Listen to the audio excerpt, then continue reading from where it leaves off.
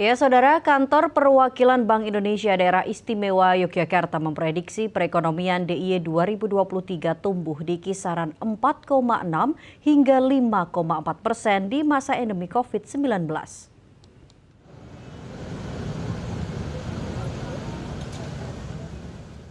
Proyeksi pertumbuhan ekonomi daerah istimewa Yogyakarta tahun 2023 di posisi 4,6 hingga 5,4% ini dibuat berdasarkan berbagai skenario.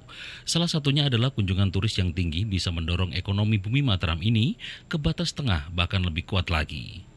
Meski optimis, namun pemerintah daerah istimewa Yogyakarta tetap harus memperhatikan faktor pendorong dan faktor penahan pertumbuhan ekonomi.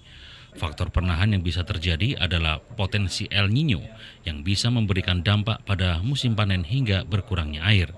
Sedangkan ekonomi Bumi Mataram ini bisa terdorong ketika kegiatan meeting, insentif, convention, exhibition meningkat dan memberikan multiplier effect. Jika capaian pertumbuhan ekonomi daerah istimewa Yogyakarta tahun 2023 bisa berada di batas atas, maka kondisi ini menunjukkan proses pemulihan ekonomi DIY semakin kuat di masa endemi COVID-19. Untuk PDRB, terkait dengan PDB, itu perkiraan masih dalam band 4,6 dan 5,4. Hanya saja dengan melihat perkembangan terkini, ini kita masih optimis di batas tengah atau bahkan bisa lebih menguat. Jadi perkiraan 4,6, 5,4 ini based on berbagai skenario baseline.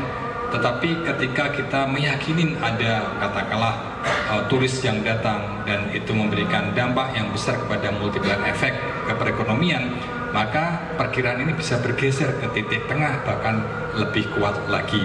Jadi 4,6 sampai 5,4 masih kita yakini, bahkan mungkin bisa lebih mendekati ke batas atas.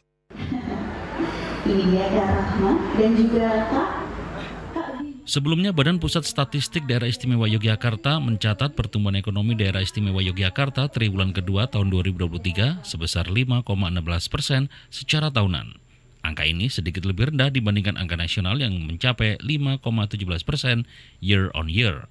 Meski demikian, pertumbuhan ekonomi Bumi Mataram triwulan kedua tahun 2023 lebih rendah dibandingkan pertumbuhan ekonomi triwulan pertama 2023 yang mencapai sebesar 5,31%. Angka ini juga lebih rendah dibandingkan kuartal kedua 2022 sebesar 5,65%.